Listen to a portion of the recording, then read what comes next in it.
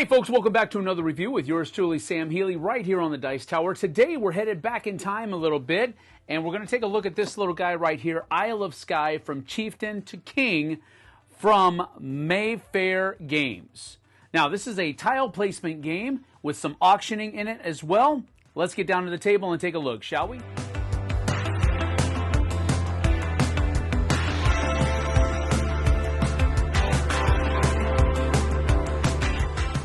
So here I have a 4-player game of Isle of Skye setup for you, and I've gone a little bit more than just regular setup here to kind of exemplify a basic round a little bit faster.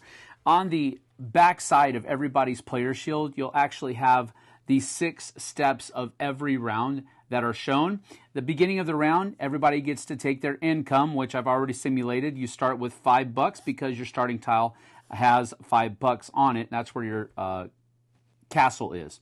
Then everybody's going to draw 3 tiles out of the cloth bag here, and I've already simulated that.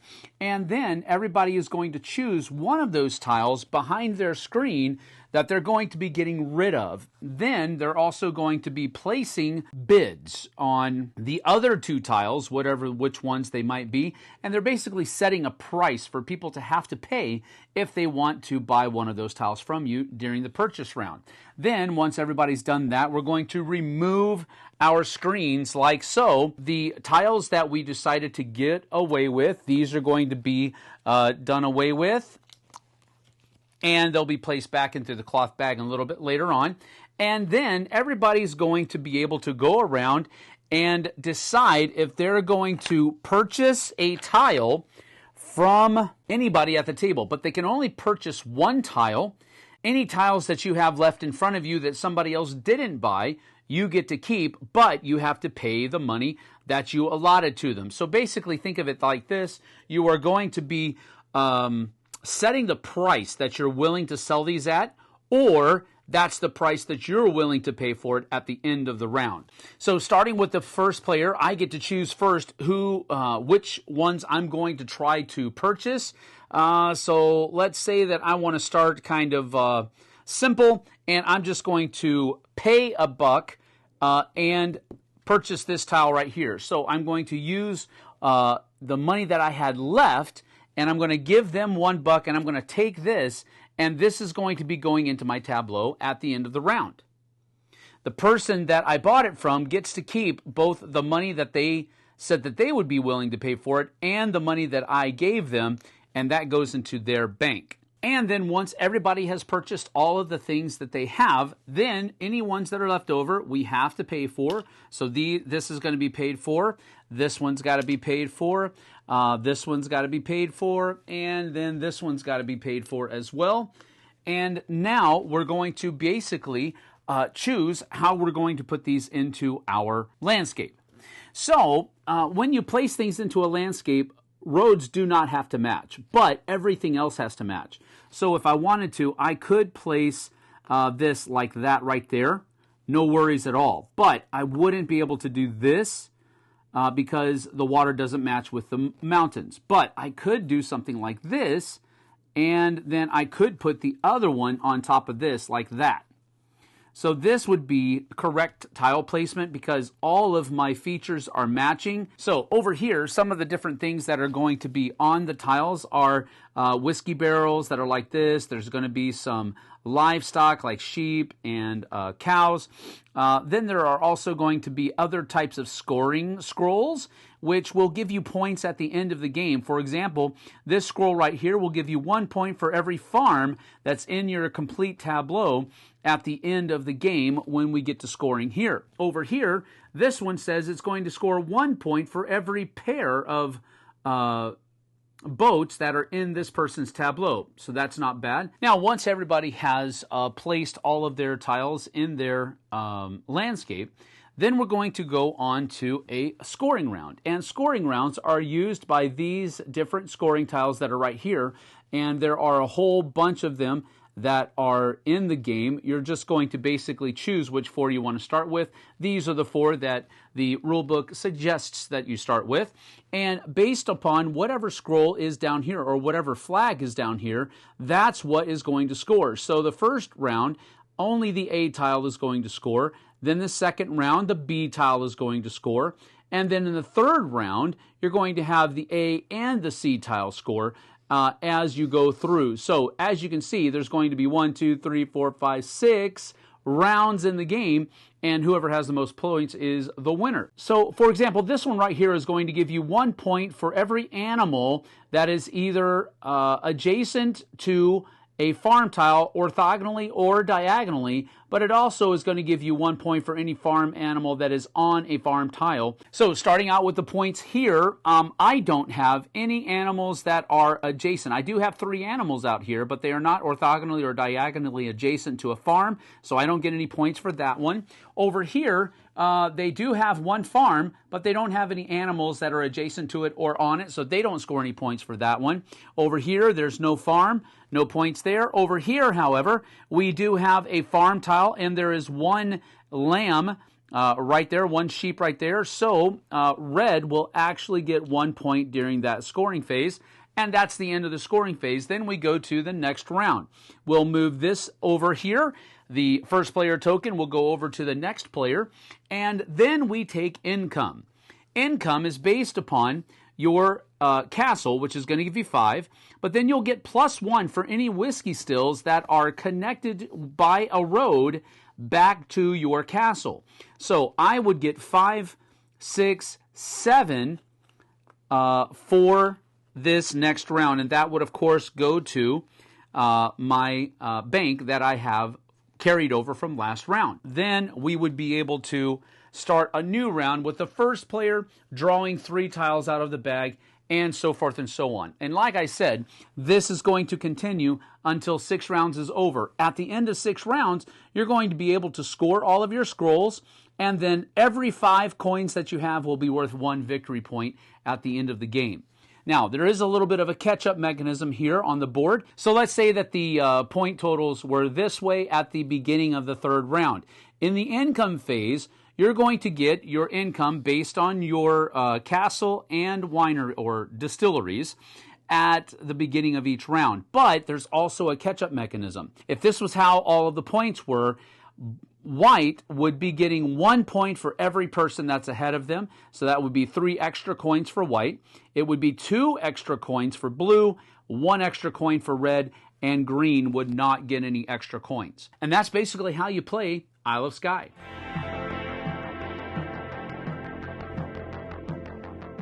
So from my point of view, this is one of the original tile placement games that really kind of opened the category for me. I definitely cut my teeth on Carcassonne back in the day, and this one came along after that, and it was a little bit more fun to me than just regular Carcassonne, because Carcassonne, while it has that tile placement experience, it was one of those games that just kind of began to be samey, and then they started coming out with those around the world standalone expansions to Carcassonne, and that kind of caught my attention a little bit more because they were using the basic mechanisms in Carcassonne, but they were adding some more different ways of scoring and that kind of thing to it, and so that reinvigorated my interest in Carcassonne. This one, however, because of all of those around the world versions of Carcassonne that came out, this one kind of fell out of the limelight for me because I got distracted, I guess you could say, with all of those other versions of Carcassonne, and so this one kind of fell back into the shadows. And just recently, I went over this in one of my It Belongs in a Museum videos over on the flip side, and I was intrigued with it, if I can say that. So I started talking to a couple of buddies and I said, hey, I want to play this again. Can we play this at a game night? Went to one game night and wasn't able to do it. Just last weekend I was able to play it again at our game night at our church, and it really reminded me how much I enjoy this game. So let's get to my pros and cons.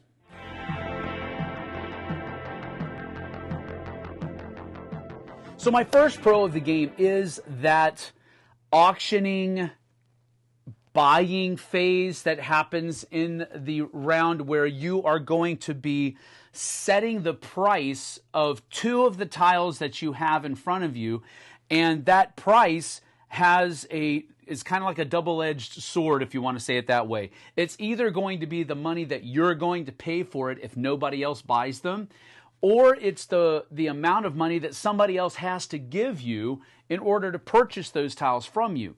I really enjoy that mechanism a lot. It's not one that's easily understood, especially to new gamers, but if you're a seasoned gamer, this makes a lot of sense for you. You're basically setting your bid, and if anybody wants to beat you on your bid for your property, that's fine and dandy. You get to keep your money, and they have to give you what you were willing to pay for it.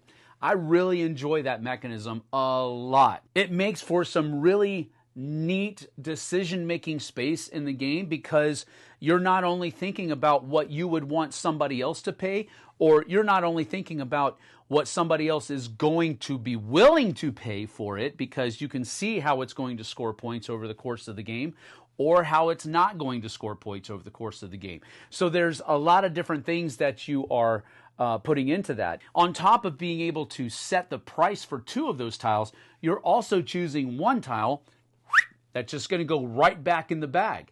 And that's a cool thing too, because you can see what other people are building on and what other people are building towards. And if one of those tiles is really going to help them, but it's not going to help you that much, even though you might make them pay a lot of money for it, you can just get that out of there and back in the bag. The likelihood of it coming back later on is, I guess, relatively high, but at least they're not going to get it right now. And I really like that entire mechanism of getting rid of one of those tiles and setting the prices for the other one. It's just a really neat mechanism. And then there's the rest of the game too. And that leads me to my second pro of tile placement. Now, the tile placement in this is really Carcassonne-esque. And I don't flippantly make that comparison. It really is there. The only difference there is you don't have to make the roads connect in Isle of Skye, whereas you do in Carcassonne. I think that's a cool thing. It provides for a little bit more freedom on tile placement, but tile placement is one of those mechanisms in games that I really kind of gravitate towards. So by itself, I would probably enjoy it, building out my own little tableau kingdom, and it's kind of like putting together a really rudimentary puzzle, and I like doing that kind of thing. It taps into that creative part of my brain that I like to live in sometimes. That, which is one of my favorite mechanisms of the game, coupled with my first pro, man alive, it was so much fun. I really enjoy the marriage of those 2 mechanisms together. Being able to purchase other people's tiles, the planning, and all of that can go into it, I really enjoy that a lot. My third pro of the game are the scoring tiles that are used in the game. Now, you get no less than 16 scoring tiles, I believe, and only 4 of them are used every game. So that provides a lot of versatility in the different kinds of games that you can play. They do give you a recommendation on your first game and what tiles to use on your first game. But other than that, just shuffle them up and put 4 out there and go for it. I also like that each one of those tiles is going to score 3 times over the course of the game. I just like the balance that's there, that you know that each one of those 4 tiles are going to score 3 times throughout the course of the game. I think that's a cool way to know that you're going to be able to go after those things, and even if you might not be able to get it now, you can definitely work towards it later. And the fact that all of those are kind of laid out and put right in front of you, and you know when all of those tiles are going to score, that's a really cool mechanism. I really enjoyed the scoring tiles in this one. My fourth pro is going to be the component quality. Now, again, this is an older game, so it's probably going to miss the mark as far as modern board game component quality is concerned and the standards that have been set by the industry thus far. But really, these were nice, chonky tiles that are rigid, and the coins are also made from the same stock. The player boards are not paper, they're actually cardboard, so that's a cool thing. I like the fact that they are shields. Everything is of good quality here. It's not outstanding. It's not like it's metal coins or anything like that, but I think we've really kind of been spoiled in that right as far as that's concerned. Back in the day, this was definitely considered a standard. It would have been on par with the rest of the games that were out there, and I think that is to be applauded. I like the fact that this bag, while it is nondescript, it is big enough for somebody's hands to fit in. You're not trying to save space or anything like that, and then you're going to be squeezing your hand into a hole that doesn't really fit. I like the fact that that big old bag came in the game. I think the component quality is great, especially for how old this game is. The only thing that I really don't like, and this is my only con for the game really, is that catch-up mechanism in the middle of the board down there, where everybody but first place gets a little bit of a boost, and that catch-up mechanism gets stronger and stronger and stronger as you go along. That last round of the game, you're getting no less than 4 coins per person that's in front of you. Now, that doesn't really translate over into a lot of catching up, because you're not even getting a point per person. So that's cool. I'm glad they didn't make it too strong. And I guess it does help with the balance, but there's just something there that I'm like, I mean, it's cool when you're getting it, but it's not cool if you're in first place. So I get it. I get what it's supposed to do. I get the balancing of it. It just gives me that icky feel. That's all I'm saying. It's a really minor con for me, but it's still one of those things where I was like, if that wasn't there, I think I probably would still like the game, but that's that.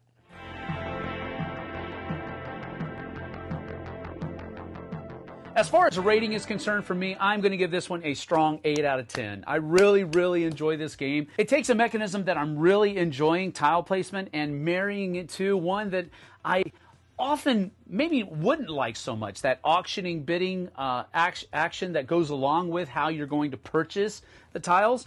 But it was a marriage that I really enjoyed. So it was kind of one of those things that I wasn't really expecting to like so much after having not played it for so long. And it really came back, and I was very much happy with the fact that I still own this game. I'm very happy that I'm going to be able to hopefully play the expansion here pretty soon, because a buddy of mine did get that, and we've already kind of loosely committed to playing it in the future. So I'm really looking forward to giving this one another go in the very near future. I think Jess is really going to like this one as well. So I'm just really kind of enamored with this. So it's an 8 out of 10 for me. Thanks so much for joining me here on the Dice Tower. We'll see you guys and gals on the flip side. Take care.